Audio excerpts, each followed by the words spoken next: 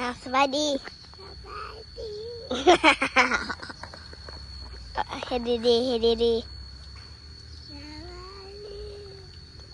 ๆว่าดีๆ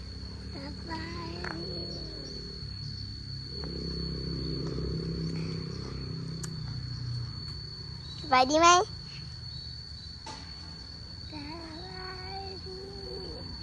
ปะยังสบายดีป่าดูบ่เบิ้งสบายดีป่าดู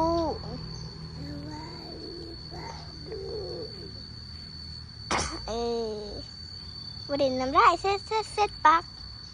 ป่าดูมันจะหายเซ็ตปัก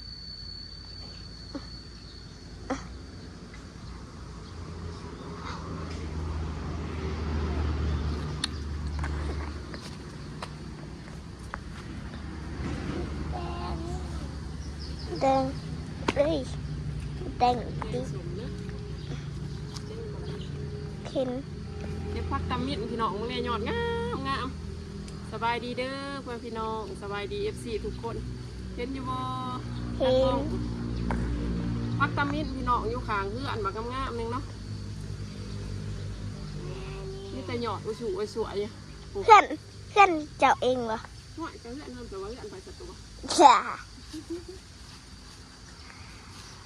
พักขมิ้นบ่เหรอพักตำมิดหรือว่าพังไทยคนเป็นพักเอียงพักตำดึงบ่ผักตำดึงพี่น้องตำมินตำดึงต้มจืดแซ่บนะเดี๋ยวข้าแม่น้ำคิงเฮ็ดงานอยู่ไทยหันมากินสุดหยอดเด้อเมนูต้มจืดโดยใส่จนมันแก่พี่ว่าพี่อีดาไทยเล่นไหวบ่ลูกนะพี่พาไปเก็บเบื้องนอกพี่น้องอายุฝั่งไหนที่จะได้หนึ่งเบื้องนอกกูกะมิเนาะเบื้องนอกมันได้ลายนี่นาที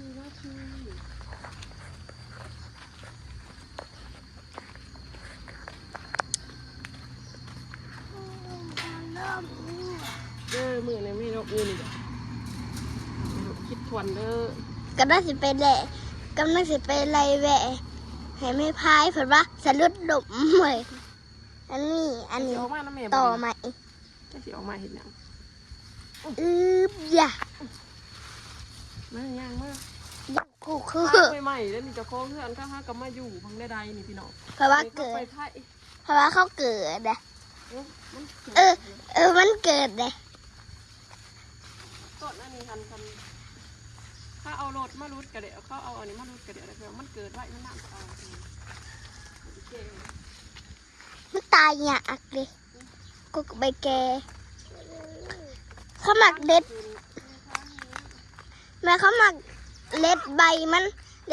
นเป็นเห็ดเป็นเงินเด่นปูปะเห็นเนาะ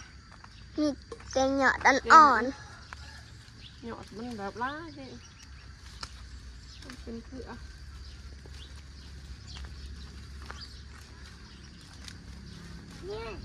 น้องเขาติดมุนเขาไปเก็บที่นั่นที่นี่หยอดใหญ่บ้าเขามาจ้องนี่นั่งจ้องคนนั้นนั่งใกล้พี่น้องเห็นไหมเบื้องดุมมันก็สีนี่หยอดอีกสวยเลยนะอุ้ยแต่อยากว่าเห็ดแทนสุกอยู่นี่เด้แต่ยุงมันลายมันมองคำมืดด้วยเนาะพี่น้องเนี่ยได้เห็นกวางอยู่บ่ลูกเห็นผักอยู่บ่นี่มาได้นี่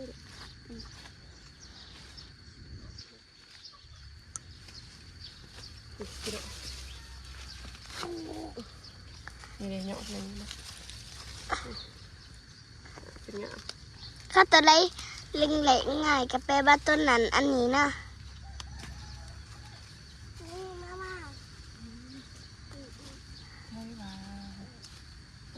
ไปส่องผักขาดีกว่าไปเห็นอยู่ตะเกาคนเก่าคนเดิมพี่น้องเอ้ยข คักแน่บ่คักแน่กะตีส้มไหลเด้อตากล่องคุณนี่เด้อที่เอาไปปรับปรุงนะเนาะเนาะบอกปลาดุงตีชายงามบ่งามกะปรับอันนั้นตีส้มไหลเด้อปลาดุงมาสิได้งามน้ำจิ้งสิไปปรับปรุงจะอ่อนพี่น้องมาในบอลเงามันหยอดสุดสร้างราง อยากจะดูสังยางแต่ตะกล่องนี่เด็กที่เขาบ่ละอีนี่ โอ้ยลูกสาวเก็บ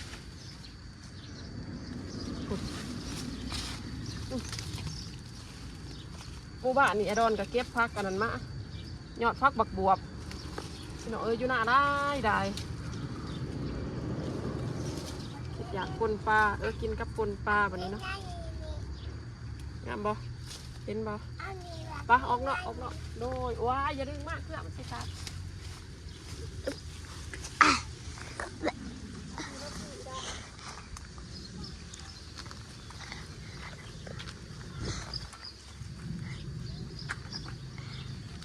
ตอนเคยถ่ายคลิปให้เอาซุกตอนไปหาหน่อไม้ข่อยมุนตัวร้ายเกินไปจนข่อยวิ่นหัวอันคือกับว่ายังมุนตัวร้ายป่าดุกที่วิ่นหัวตามนี่จะที่ลิมิตแล้วเว้ยนี่ปิ่นกล่องไปปิ่นกล่องมาป่าดุกตัววิ่นหัวได้ตาได้เลยเด็กกับเพื่อนรับไปได้ป่ะดิให้เบอร์เราไปแบบนี้ป่าดุกวิ่นหัวป่าดุงไล่ตาป่าดุงกันได้รับไปป้าให้คลิปมันเปิดด้วยเองเนี่ยนะนี่ได้ไหมไอ้ฝุ่นยินยางยืนไกลๆจะได้มาจ่อเอาแคนกันอยู่ชานเขาเห็นนะไก่ได้เขาเห็นไอ้ที่ไกลๆในตีมจังจอยแล้วเนาะแต่มันสิแห้งอ้วนกว่าเก่า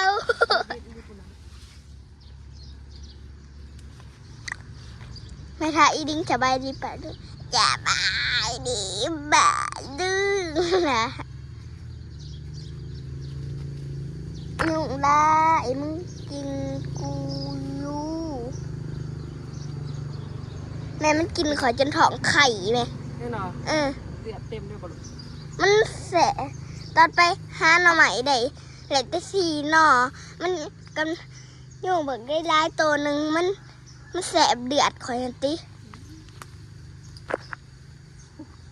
แสบเดือดคอยมันคือแสบมันตอมขอยเป็น10 สาวตัวป่า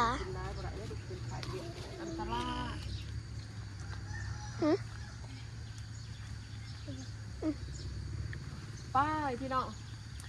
ได้พอสมควรเลยซ้ำนี่เนาะซ้ำสิกินพี่น้องป้าลูกป้าเลยไปเมื่อป้าพี่น้องสิมาซับเอาอันนั้นน้องใหม่เด้อก่อนเลิศมากน้องเมย์เนาะซับเอาน้องใหม่ไปตุ่มเอาหน่อหน่อยนะแม่หน่อหน่อยเอาหน่อใหญ่ได้เลยมันอันนั้นสีเอาไปเดี๋ยวแกนนะคะแกนนิดนึง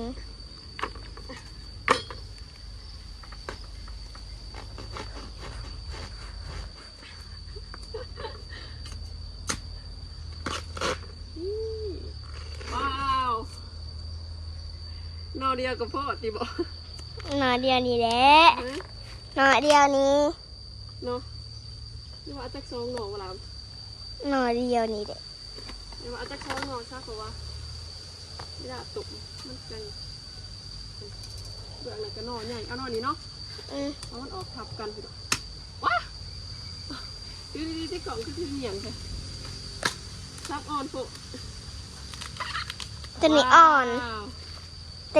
แห้ง2 หน่อจุกพี่น้องบักลายนึงนี่ก็มีเบื่อพี่ก็มีเอายังวะพี่ เบื้องนี่มาแห้งงอใหญ่พี่น้อง เอาไป นี่เบื้องแห้งหน่อใหญ่ ให้มันยาวๆจนหอดพูเลยด้วย เอาซองหน่อก็พอละถ้าตุ่มใบอิ่มได้มือได้มันบ่แสบเบื้องในก็มีพี่น้อง ยาวๆคือไหมไผ่แบบนั้น นั่งแม่น้ำคิง10 ปอกก่อนแล้วจะปอกก็จะปอก ปักตรงนี้เลยเหรอ เปลือกมันจังบอกอันนี้ดิยับไปในหนูยืนในเรายืนในระวางนี่เบิ้งเพราะว่ามันอย่ามันมืดใบไม้ไม่สีบางนี่คือจะปอกเลยหน่อใหญ่มาก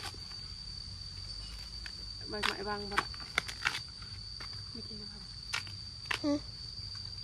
เห็นอยู่บ่เจ็บอยู่บ่ แจะ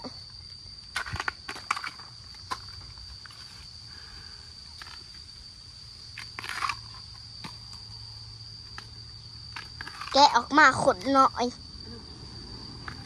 เพาะอยู่บ่ละซองเนาะจัก3เป็นยังตุ่มใบเดลายนะ เอาซองนี่เด้ ได้เลยมีดแม่เด้อพวกนี่หน่อไม้อันนี้หันต้มแซ่บเลยพี่น้องมันหวานไหม บ่ขึ้นหน่อใหม่อีกแต่หัวเข้าไปหา อู้ด่ามันหักเลย ศิลา มันเสียบเลยก็สิบ่เอาร้ายหันปลาไว้มันยากพี่น้องปลาคออันนี้มันนี่มันแซ่บหมด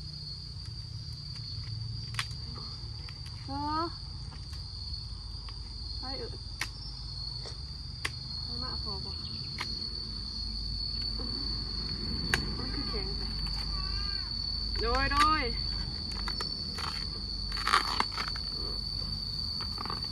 ถ้าก็จะผ่าเนาะโดย แม่พาอาหารออกให้ใครนะพาบางทั้งดุมสุดมันค่ะ จะเอาไปใช้อู้พอแล้วตัวนี้เสียบแล้วตุ่มเสียบจะเอาไปปลาตีนฮะโดยอู้เห็นตูดแต่วันนี้ไปเอาลูกก่อนไปข้างล่างไปให้พ่อล่างให้ ปลาดุมเห็นตูดแล้ว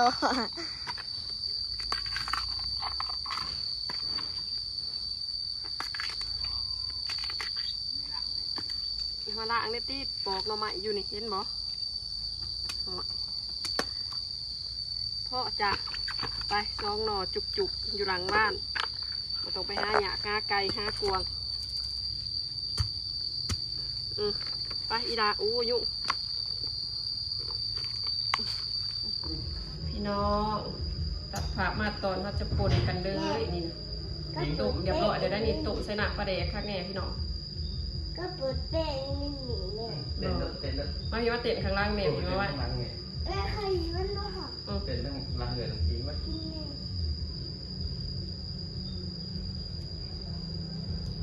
ก็เปิดแป้ง ไข่ปลาอันนี้บักพริกซุปพี่น้องแม่น้ำกิ้งตุ่มใส่เด้อไอ้น้องแม่ลูกไอ้น้องแม่ กินปลา มานั่งเบื่อวิทย์ที่บ้านเด้งๆลูกแม่ถ่ายคลิปอยู่เห็นหมอนั่งงาม ไข่มัน ๆแล้วเนาะเอาน้ำมาใส่ไหมเอาถ้วยหน่อยไปน้องไข่มันหรอ พักอันนี้กระดูกแดดแล้วพี่น้องเลยดิ ถ้าจะพอเข้าไปเก็บเลย ใส่ไปหม้อก็มันจะบวกดูมาพี่ดิ้งมาพี่ อย่าบางกอกเลย มาไปคนหูไว้นั่งขังนั่งไว้หูคว่ำนั่งดีดูดกระเจี๊ยบดูดนั่งดีโดยจะมาจังกินนะบวชนะ กินเลยน้ำตรงห้อง บูชานี่พ่อ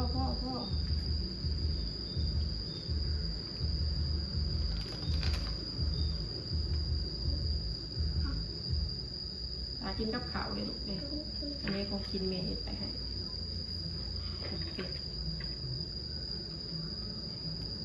นี่พี่น้อง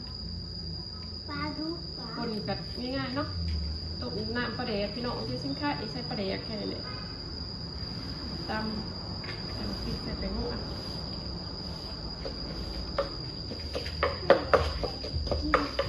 จะนอนจังกินตัวเลยถ้ากินพร้อมกันแต่ว่าเบิ้งในสนามก่อน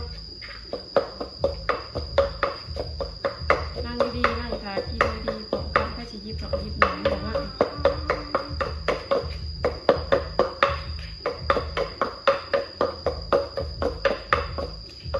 นิ่ง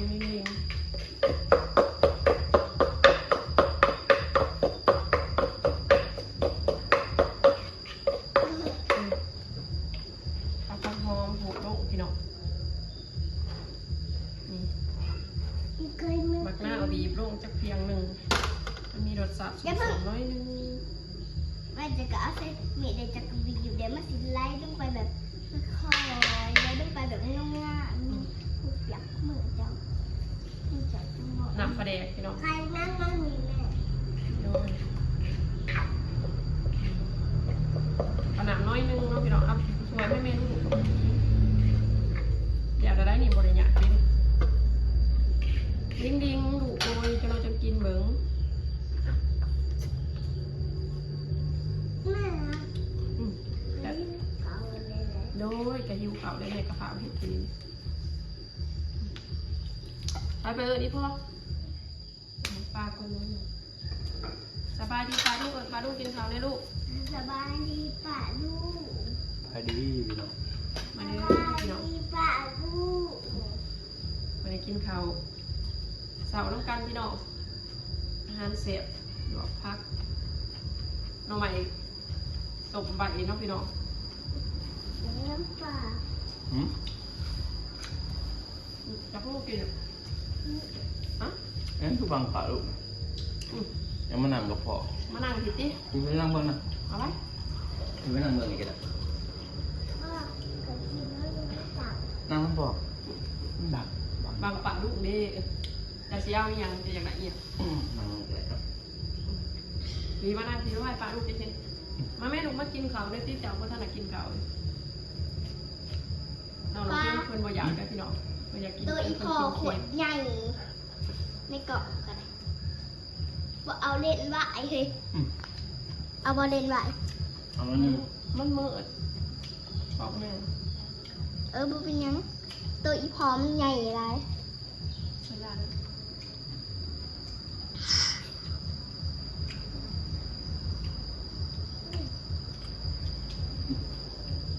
พ่อ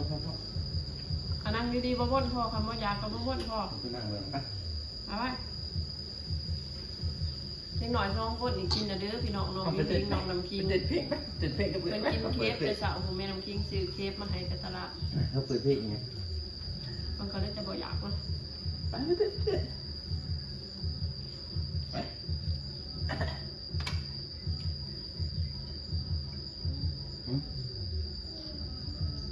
อันนี้เด็ดเอาพี่มาเอาพี่เอาพี่เอา เห็นไหม มา ต้องเหยวรวยปลาวะ อยากเคฟ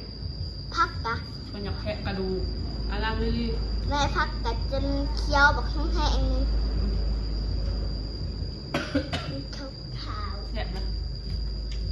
จะพวกกินหมดละมันไม่น้ำคิงอิ่มหรอ ย่างให้แบบย่างให้เจไม่ใช่แบบแสบไม่เข้าออก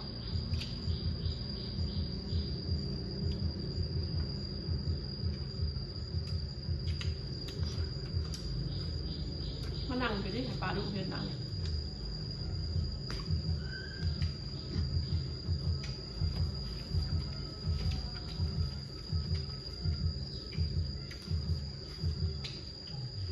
กินเคฟกินหนุกชิ้นแต่เช้า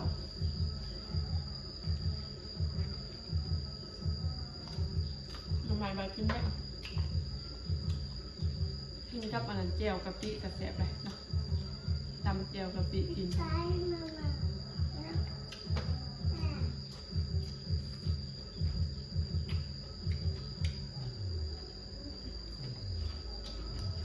ชิมไม่ได้ แ บ้านบ้านเนาะบ้านนี่เนาะจะคือบอกเอามากินปลากระบวบจ้ะปลากระบวบหยอดงามเลยมันบ่แสบปลากระมิดมา หัวผม กิน เป็นปลากระบวบคม เนี่ยคุณครับ ข้าว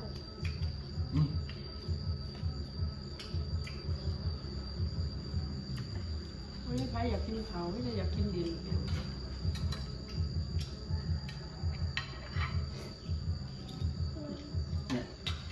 เอาละ เนาะ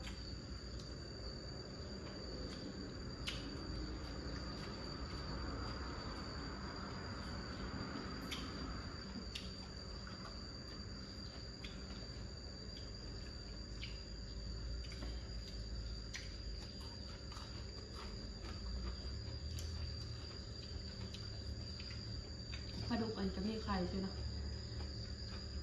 กระดูก ไข่แบบใหญ่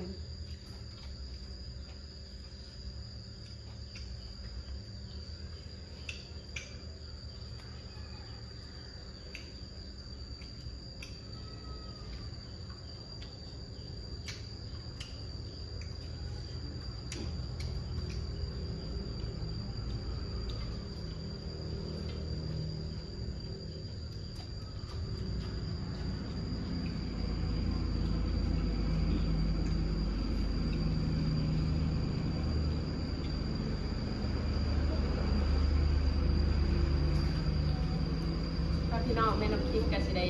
ขอตัวลากินข้าวก่อนเด้อกับสิได้จบคลิปนี้ไปแพ็กจะมีสบายดีพี่น้องพอกันใหม่คลิปหน้า อันนี้